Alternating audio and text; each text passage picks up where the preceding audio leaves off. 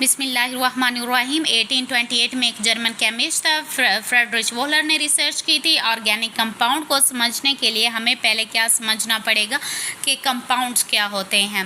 Then we will study the organic compounds के organic compound क्या होते हैं।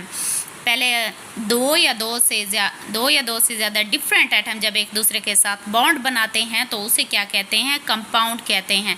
जैसे एग्जांपल लेते हैं, कार्बन और ऑक्सीजन की जब बॉन्ड बनाते हैं तो कार्बन मोनोऑक्साइड बना देते हैं, तो इसे हम क्या कहेंगे, कंपाउंड कहेंगे, क्योंकि यहाँ पे दो डिफरेंट एटम है। अब हम लेते हैं दूसरी एग्जांपल, जैसे ऑक्सीजन के साथ बॉन्ड बनाएगा तो हम इसको कंपाउंड नहीं कहेंगे। क्यों? क्योंकि इसमें दो डिफरेंट एटम नहीं है, सेम मॉलिक्यूल है। अब ऑर्गेनिक क्या है, जिसमें कार्बन मेन एलिमेंट हो, लेकिन हर कार्बन कंपाउंड क्या होता है, वो ऑर्गेनिक कंपाउंड नहीं होता। ठीक है ना। जैसे कार्बन, इसकी एग्जांपल है कार्बन मोनोऑक्साइड की, क्योंकि इसमें हाइड्रोजन और कार्बन नहीं है, इसलिए ऑर्गेनिक कंपाउंड नहीं है।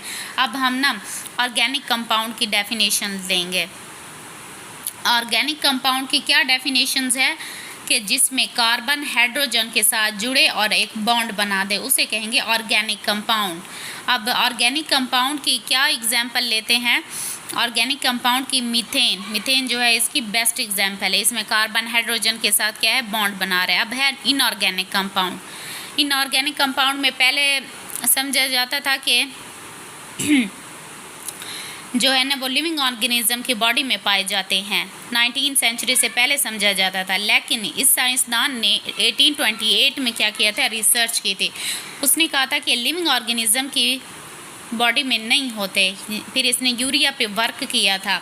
इसने यूरिया को लेबॉर्ट्री में क्या की थी, सिंथेसिस की थी, तो जिसके नतीजे में इसने इनऑर्गेनिक कंपाउंड को क्या कर लिया था, तैयार कर लिया था। इसमें क्या है, कार्बन और हाइड्रोजन के अलावा कोई और एटम हो उसे क्या कहते हैं, और इनऑर्गेनिक कंपाउंड होते हैं, जिसमें कार्बन और हाइड्रोजन ना हो। इसकी एग्जांपल है water, carbon dioxide, salt, diamond वगैरह।